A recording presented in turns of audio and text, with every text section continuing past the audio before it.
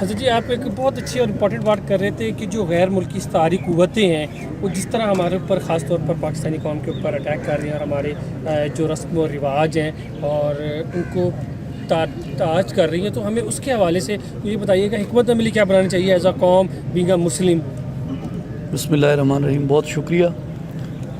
بنیادی طور پہ اس وقت ہماری جو تہذیب و ثقافت ہے اس کے لیے ہماری کوئی ذہنی تیاری نہیں ہے۔ ایک تو ہمیں لوگوں کو اس پہ ایجوکیٹ کرنے کی اور موٹیویٹ کرنے کی ضرورت ہے کہ ہمارے تہذیبی اجزائے ترکیبی ہیں کیا، اور میرے خیال میں اس سے مقابلہ کوئی ایک طبقہ نہیں کر سکتا۔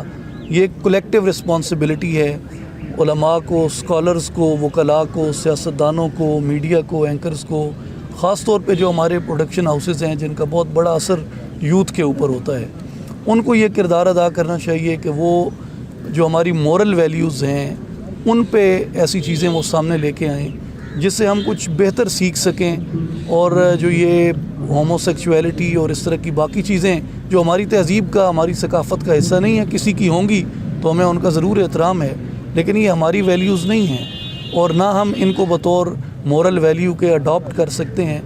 پرنسپلی یہ اسلام کے جو پرنسپل آف کلچر ہے اس سے یہ کانٹرڈکٹ کرتے ہیں۔ جو چیزیں فروع میں ہوں قبول کی جا سکتی ہیں، اصول میں چیزیں قبول نہیں کی جا سکتی باہر سے کوئی آئے تو۔ یونیپولر ورلڈ بن گیا کہ ایک ہے سرمایہ اور پوری دنیا کو کنٹرول کر رہا ہے، اور سرمایہ کا نہ کوئی دین ہے، نہ مذہب ہے، نہ کوئی ایمان ہے۔ اس کے پیرل ہم اگر اسلامک سسٹم دیکھتے ہیں تو بہت پیچھے نظر آتا ہے، اور کہیں بھی ہمیں کوئی اتنا بڑا کام نظر نہیں آتا ہے، کیونکہ یہ جو سب کچھ ہو رہا ہے ایک انڈسٹری ہے، وہ منافع کمائی جا رہی ہے اور یہ تمام چیزیں وہ کر رہی ہے، ان کا نہ کوئی دین ہے نہ کوئی ایمان ہے۔ آپ کو نہیں لگتا کہ ہمارے علماء کرام اس حوالے سے ایک پیرل مشن جو ڈیولپ کرنے میں اس وقت تک کامیاب نہیں ہوئے؟ جی، میں یہ عرض کروں گا اس پہ کہ کچھ سطح پہ آ کے یہ کولیکٹیو رسپانسبلٹی امہ کے لیول پہ ہے۔ میں سمجھتا ہوں جیسے ترکی کا، پاکستان کا، ملیشیا کا، ایران کا اور کچھ اس میں عرب ممالک شامل ہو جائیں، یہ مل کے ایک ایسی چیز سامنے لے کے آئیں جو کہ اس میں معاون ہو، اور میرے خیال میں یہ اتحاد امت سے ممکن ہے کہ مسلمان ممالک اپنے کلچر کے اور اپنی ثقافت کے دفاع کے لیے اکٹھے ہوں اور کولیکٹیو اس طرح کا کام کریں۔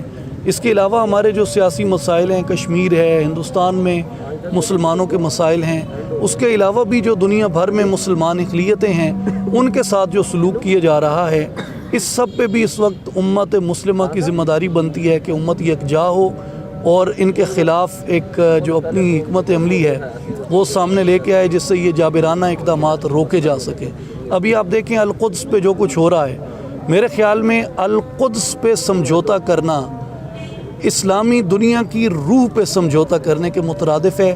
القدس میں رسول اللہ صلی اللہ علیہ وسلم نے انبیاء کی امامت کروائی، آپ کا سفر معراج زمین سے افلاک کی طرف وہاں سے شروع ہوا۔ ہم اس پہ قطعاً سمجھوتا نہیں کر سکتے۔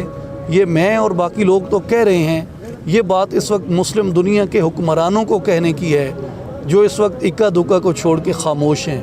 میرے خیال میں مسلم دنیا کے حکمرانوں کو بولنا چاہیے اور اپنے ورثے کا تحفظ کرنا چاہیے۔ اچھا صاحبزادہ صاحب، ایک سوال آپ سے کہ جو ہے ایک سپر پاور جو ہے ملکوں میں ہوتی ہے جو کنٹرول آؤٹ کر رہی ہوتی ہے، آپ کہہ رہے ہیں کہ اپنے طریقے سے ہم لوگ اپنے لیول پہ کنٹریبیوٹ کرنا شروع کر دیں۔ ہمارے اکنامک حالات کو دیکھا جائے، کنٹری کو دیکھا جائے تو اس لیول پر ہم نہیں ہے اسٹینڈ۔ جو سپر پاورز ہیں وہ ہمیں کنٹرول آؤٹ کر رہی ہیں، تو ہم کوئی بھی اقدام اٹھاتے ہیں، کوئی بھی قدم اٹھاتے ہیں تو ہمیں روک دیا جاتا ہے۔ اس بارے میں آپ کیا کہیں گے؟ میرے خیال میں ارادہ اگر پختہ ہو تو بعض دفعہ تاریخ میں آپ کو ایسی چیزیں دیکھنے کو ملتی ہیں کہ اگر آپ نہ رکنا چاہیں تو کوئی آپ کو روک نہیں سکتا۔ ایمان کمزور نہ ہو تو باقی چیزیں آپ کی کمزوری نہیں بن سکتی۔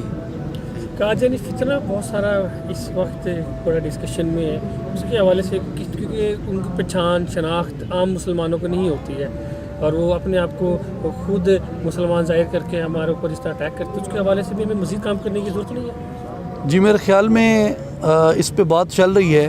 میں پچھلے دنوں ریلیجیس افیئرس کی ایک میٹنگ میں تھا، منسٹری آف ریلیجیس افیئرس کی، وہاں بھی یہ چیز ڈسکس ہوئی کہ ہمیں پہلی سے 10ویں تک اپنے نصاب میں ختم نبوت پہ ہر سال میں ایک مضمون ہونا چاہیے، جس سے جو عقیدہ ختم نبوت ہے وہ اپنے مسلمان بچوں کے ذہنوں کے اندر پختہ طور پہ اس کو شامل کرنا چاہیے کہ کوئی نقب زن اس عقیدے پہ نقب نہ لگا سکے. Thank you sir. Thank you. آپ سب کا بہت شکریہ. سر کی تصویر